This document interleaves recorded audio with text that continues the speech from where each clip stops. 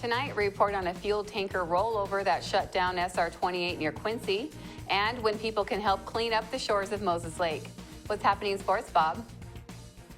The running Vikes advance to the Elite Eight, and the Moses Lake girls return from a successful trip at state. Here's a quick peek at our Weather Center forecast. Hi everyone, Tasselin here from the Weather Center. A series of systems approaching our state, bringing that threat of valley rain and mountain snow. I'll have more details for you in just a bit. I'm Amber Jenks, and we have all this and much more on iFIBER 1 News.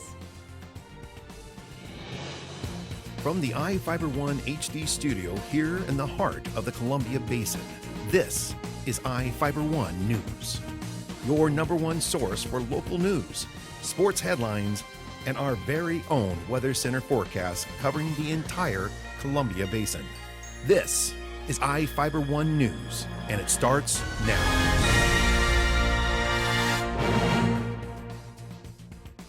The Soap Lake City Council is seeking a second estimate on what it will cost to repair the city's old fire station. Mayor Raymond Gravel presented the council members with an assessment during their last meeting. The old Soap Lake Fire Station is located next to City Hall and is in need of renovations to remove mold, repair the heating and cooling systems, repair the roof, and put in new installation. Council members voted to let the building be taken over by Grant County Fire District 7 after they annexed the city last year. In February, District 7 Chief Kirk Shepard informed the council that he couldn't use the building, citing logistical issues with his current staff. According to the assessment, removal of the mold and sealing the building's interior would cost about $8,000. Installation of insulation is estimated to cost an additional $42,000. The Grant County Economic Development Council held its annual banquet on Friday night and shared information about the economic growth in Grant County. Reporter Cameron Probert has the details. Grant County Economic Development Council reported the county is seeing more business during the past year. Former council president Juanita Richards made her presentation to the roughly 100 people attending the council's annual banquet Friday evening. Richards pointed to the council's involvement in assisting industrial and retail growth in the county. The growth included expansions at SGL Carbon Fibers in Moses Lake, the Yahoo, Sabi, and Microsoft data centers, and the first full year of operations for the Astor Riel plant. Retail establishments are popping up all over the county. A hardware store in Gordon expanded. An iconic restaurant reopened in Royal City. Other big names like Carl's Jr., Marshall's, Winco, Giza, Granco, Party City, Marriott, and more either opened locations in 2015 or announced their intentions to do so. EDC officials also updated the crowd on the search for a new executive director. Richards reported the executive committee searched through more than 100 applications to find a new director. The search began late last year after former executive director Jonathan Smith announced he was leaving the organization for a position in Yakima. For iFIBER 1 News, this is Cameron Probert reporting. State Route 28 was closed for about 12 hours on Sunday after a fuel tanker trailer rolled off the highway. A 67-year-old Moses Lake man was driving the tanker truck west on SR 28, about 2 miles west of Quincy, when the trailer rolled. It came to rest on its side, partially in a ditch. The driver was not injured. According to the Department of Ecology, it's estimated about 2,000 gallons of gasoline leaked from the trailer into the ditch. The department's estimates may change as crews continued cleanup on Monday. Ecology crews drilled a hole in the tank and emptied the remaining fuel before the trailer was turned upright and removed it from the road. Traffic was detoured for most of the day on Sunday. The State Patrol is investigating the cause of the rollover. A new exhibit focused on health in North Central Washington opens on Friday at the Moses Lake Museum and Arts Center. An opening reception for the exhibit, A Picture of Health in North Central Washington, is from 5 p.m. to 8 p.m. at the museum, located at 401 South Balsam Street. Light refreshments are available and beverage service is provided by Camas Cove Cellars. The reception is free to attend. The photography exhibit highlights stories from people in Grant, Okanagan, Douglas, and Chelan counties and how they foster their own health, their individual health, and communities where they live. The exhibit runs from March 11th to April 29th. Now we take a look at people being sought by law enforcement. This is Sheriff Tom Jones with the Grant County Sheriff's Office. Each of the people you see here have a warrant for their arrest. If you see any of these people, we ask you do not attempt to detain or apprehend them, but call us at 509-762-1160 or send us an email at crimetips@co.grant.wa.us. If the person is presenting a danger, call 911. With your help, we can bring these people to justice and make our community safer. We'll be back right after this. Here comes Obamacare, the biggest change in the tax code in 20 years. I'm ABC's Richard Davies with today's tax tip. This year's tax season marks the first time you'll be asked for information regarding your health insurance. Eric Smith of the IRS says for most people, this will be a non-issue. For more than 3 out of 4 taxpayers, the change will involve just simply checking a box on your return. That box indicates that you had health coverage and most likely through your employer. Others who bought government-backed health care and received a tax credit to help them pay for it will have to account for whether they calculated correctly. Kathy Pickering of H&R Block says there'll either be a payment or a refund. When they come in to file their taxes, now they're reconciling how they estimated their income to what their actual income is. The IRS says if you're low income and not required to file a tax return, you don't have to buy health coverage. But for those who could afford it and chose not to, they'll get a fine. With today's tax tip, Richard Davies, ABC News. Now for your iFIBER 1 News Weather Center forecast. Hi everyone, I'm Chaselyn Rodriguez bringing you your local weather. This weather segment is brought to you by Barry Motors, one great place to buy and service a car. Taking a closer look at our headlines within the next few days. Unsettled weather pattern is likely within the next few days. Rain and mountain snow. Heavier rainfall is likely Wednesday into Thursday, and then scattered showers at times, mostly cloudy skies, mainly towards western parts of our state within the next few days, and windy conditions are expected for this weekend. Taking a closer look at our almanac within the past 24 hours, we start off with temperatures very close to the normal for this time of year, 33 degrees, and maximum temperatures very close to the normal, a little bit or slightly above the normal, around 54 degrees, and that sunset this evening was at 5:53 p.m. And for Moses Lake, very similar temperatures in the lower 30s, maximum temperatures in the lower 50s, but not as warm as that record high of 70 degrees, and that was in 2005. Taking a closer look at our conditions right now outside your door, temperatures in the lower 50s, partly cloudy skies, those winds pushing through from the west southwest up to 11 miles per hour. Mountain snow, valley rain is likely for tonight. Showers are likely along the coastal area for Long Beach. Dry conditions are expected mainly towards the east, but lots of cloud cover towards the west. Mountain snow and all that precipitation will continue mainly towards our west. Coming through Wednesday night, increasing cloud cover, another system approaching, bringing that threat of heavy rainfall and thunderstorms mainly towards the coastal area. Mountain snow along the Cascades, and lots of cloud cover will continue shifting towards central parts and eastern parts, bringing that threat of isolated showers. Taking a closer look at those maximum temperatures ranging from the mid-40s to upper 40s. Lots of cloud cover, that threat of showers, mountain snow towards the Yakima Valley, temperatures around the lower 50s, and towards the inland northwest, temperatures in the upper 40s. Taking a closer look at our Columbia Basin, temperatures ranging in the lower 50s. A little bit of cloud cover, especially through the late afternoon hours. Moses Lake 52, as well as for Royal City. Taking a closer look at our extended forecast for the week. A series of storm systems ahead, bringing that threat of isolated showers. Heavy rainfall is likely, especially towards western parts of our state for Wednesday. Lots of cloud cover, 80% chance of precipitation for our area. There is a slight decrease in temperatures, and then we return in the mid-50s for Thursday. Friday, another round of showers is expected, and then breezy conditions are expected for the weekend. Mostly cloudy skies, and that threat of precipitation will continue for our area. Thank you all for joining us. We'll be right back with sports. Whether you're looking for a bigger car to support your growing family, a new truck for your business, or something to pull that toy of yours, we've got you covered at Barry Chrysler Dodge Jeep Ram and Ephrata. Come see us today and learn why your family, friends, and neighbors buy their cars at Barry. On Basin Street for more than 35 years, and with locations in Moses Lake and Wenatchee, we are one great place to buy a car. Call or click 754-2411 or barrysaves.com. To save some energy, I've used Einstein's mass energy equivalence to design the haptic suits you see in front of you. They will maintain our core body temperature while we completely turn off our heat and air conditioning. With the money we save on our Grant PD bill, I'll be expecting that trip to Disneyland this year. You don't need to be a super genius to save energy and money. Visit grantpud.org to learn how. Big Bend was put to the test in round one of the postseason at the DeVries Activity Center Saturday.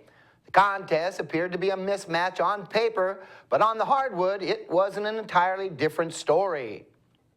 The Running Vikes picked up an 84-76 win over Bellevue in first-round NWAC regional basketball action at Big Bend Community College on Saturday. But it wasn't as easy as the matchup indicated. The number 4 seeded Bulldogs, out of the North Conference, gave the top dog out of the East all it could handle in a back-and-forth affair that saw 7 lead changes, 5 ties, and Big Bend holding a 36-31 edge at the break. Bellevue was without the services of its best all-round player, Brian Zare, but was able to keep pace with the Running Vikes with 45 second-half points. The Bulldogs lost the battle, however, in the waning minutes at the free throw line. Riker Pierce led Big Bend with 25 points. Mogul Ado turned in a 16-point, 7-rebound effort. J.J. Eli hit for 15 points. Wyatt Johnson came off the bench for 12. The Running Vikes, along with East Conference mates Spokane, Columbia Basin, and Yakima, all advanced to the round of the Elite Eight. Big Bend will match up with Highline Friday afternoon at 4 at Everett Community College. The winner moves on to the Final Four of the NWAC Men's Basketball Championship Tournament. Moses Lake had its sights set on bringing home championship hardware from the Hardwood Classic State Championships. The team came up just shy of its goal, but the Chiefs placed higher than they did the past 2 trips to the big dance. Moses Lake took 2 of 3 games at the Hardwood Classic to place 4th at the annual state tournament. The Chiefs dropped a tough 49-37 first-round matchup to eventual state champ Central Valley. The first loss of the season sent Moses Lake to the consolation bracket for a loser-out game with Skyview. The Chiefs bounced back with a 50-41 win to stay alive in postseason play. Jesse Louetta led the Moses Lake attack with 19 points. Jamie Louetta added 15. Abby Rathman recorded a double-double, 10 points and 11 rebounds. The win put Moses Lake in a matchup with Lewis and Clark for 4th and 6th place. The Tigers held a 19-13 lead at the end of the first quarter. Taylor Stevens came off the bench ice cold in the second and nailed a 3-ball to spark a 24-8 run, and the Chiefs took a 37-29 score into the locker room at the half. Moses Lake held a 53-44 edge going into the final 8 minutes of the contest, but the Tigers clawed their way back in it to get within 3, 61-58 with 17 seconds to go. Jesse hit 1 of 2 free throws with 13 ticks left on the clock, and Moses Lake held on for the W. The Chiefs finished the regular season with their best record in school history, with 25 wins and 1 loss. The Elmira Cooley Heartline boys finished runner-up to Nia Bay at the 1B Hardwood Classic in Spokane over the weekend. The Lady Warriors placed 4th. I'll have complete coverage of their trip to state tomorrow. We'll be back after this short break. Well, one thing I knew from being a patient myself was that a dental office is a scary place to come to. And so we wanted everything possible to make sure that our office is a comfortable place for our patients to visit.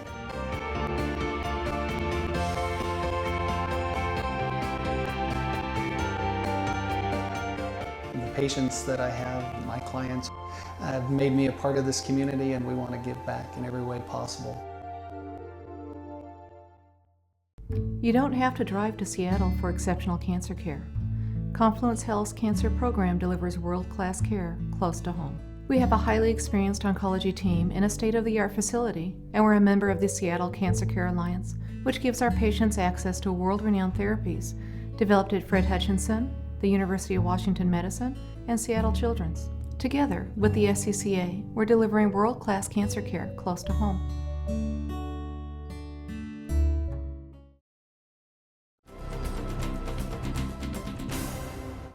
Our spotlight story tonight is about the parade to honor the 1161st Transportation Company in Ephrata. People lined downtown to say farewell to the unit as another National Guard unit transitions into the Armory. Reporter Cameron Probert was there and has the story. The members of the 1161st Transportation Company said goodbye to Ephrata Saturday morning. Roughly 100 members of the National Guard unit, along with others, marched and rode through the center of the city. They were marking the end of more than 50 years of history in the community. The unit is disbanding as part of a restructuring of the U.S. Army. Soldiers are being transferred to other units, and equipment is either being moved or put into surplus. The Ephrata American Legion Post Auxiliary organized a parade Saturday so the community could show its support. Jane Montani, with the auxiliary, said the unit has been a part of the community since the 1950s. And I know they've been a contributing part of this community, and they've been a protector of this community and all of our communities for a number of years. Most recently, community members waited to hear about the soldiers during two recent deployments of the 1161st to war zones. The company was deployed in 2003 and 2009 to Iraq. We're family. The community believes in it. My daughter and her husband were with the group when they went over in 2003, and so she came back a little early, but she's doing good. The company was joined by former members who rode in a truck as soldiers walked beside them. Montani introduced Deb Adams, who was another of the community members involved in helping the 1161st. The American Legion Auxiliary helped organize a Christmas party for the soldiers' families during the first deployment. They received donations from various people, including the PUD, to help the families. It's just been a continual thing every single year, and it's not just that we're giving, we're receiving, wouldn't you say? It's important. You know, and so business. For the people that we're with. So. Community members lined the streets Saturday to see the soldiers to their next assignment. Several people held signs thanking the soldiers for their service. The Ephrata Armory is not expected to stay empty for long. The 1161st is expected to be replaced with a new company. The 181st Battalion Support Brigade is expected to move from Seattle to Ephrata. For iFIBER 1 News, this is Cameron Probert reporting. We'll be right back after this.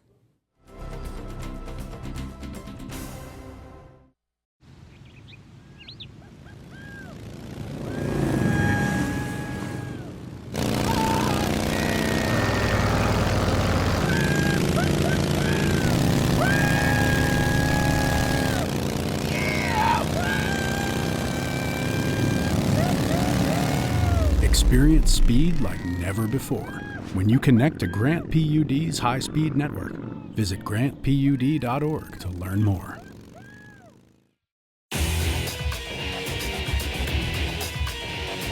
We are real students, and this really is our college.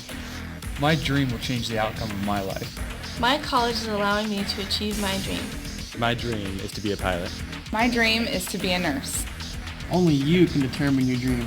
Big Bend will help you get there. What's your dream?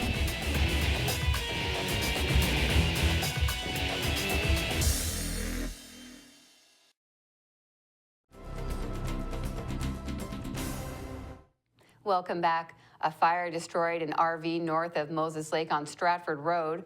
A woman was reportedly driving the RV on Wednesday afternoon on Stratford Road about a half-mile south of Road 15 Northeast when the vehicle ran out of gas. According to Grant County Fire District 5, she called someone to help, and while she was waiting, a fire started in the engine compartment. Nobody was injured and the RV was destroyed by the blaze. According to fire district officials, the vehicle was too badly damaged to determine a cause. Stratford Road was closed as firefighters extinguished the fire. Volunteers are needed for the annual Lakeshore Cleanup in Moses Lake on Saturday, sponsored by the Moses Lake Irrigation and Rehabilitation District. Reporter Joe Utter has the details. The The Moses Lake Irrigation and Rehabilitation District is hosting its annual Lakeshore Cleanup on Saturday morning. Volunteers are needed to help pick up garbage along the shoreline at 9 a.m. People wanting to help are asked to meet at the Moses Lake Fire Station at 701 East 3rd Avenue for instructions and maps. People are provided garbage bags and should wear boots and bring their own gloves. Coffee, hot chocolate, and donuts are served during registration at the fire station. Chili with cornbread, provided by Michael's on the Lake, is available following the cleanup. Volunteers can pre-register for the event by calling the Moses Lake Irrigation and Rehabilitation Office at 509-765-8716. This is Joe Utter for iFIBER 1 News. In Northwest news, many tears were shed during a candlelight vigil at a Washington State park on Saturday to honor 3 children who died in a house fire that day before in Centralia. Como's Steve McCarron has a story. Amazing grace, how sweet the sound. On a rainy night in a small Centralia park, I pray that you would be with us tonight as we remember. They came holding candles to shed tears and begin to grieve. We're taking a big hit. A close community shaken to its core over the loss of 3 beautiful children. It's hard for any of them to comprehend. You're okay for 5 minutes and then you lose it. And then you're okay again and then you lose it. It's just sad. 12-year-old Ben, 10-year-old Madeline, and 7-year-old Sam died in a fire that tore through their family's Centralia home yesterday morning. Flames and thick smoke blocked their mother from reaching them while they slept in their bedrooms upstairs. I couldn't imagine what they're going through, and my heart hurts for them. Friends of the 3 kids say they're trying hard to hold on to memories while just starting to process the pain. The oldest, Ben, played on the Leathernecks youth football team. Tonight his teammates wore their jerseys in his honor. Because he was one of our very good friends. He was very friendly. He liked to make everybody laugh. He never wanted people to feel sad or anything. As hard as it is, these kids, this community will get through this together. I felt like something needed to be done. Tonight, they hold the Tower family in their hearts, hoping they know everyone here is behind them. Just linking arms with each other and letting them know that they're not alone in the lonely times. Steve McCarron, KOMO News. That's going to do it here for us at iFIBER 1 News. We want to thank you for watching, and we'll see you again tomorrow.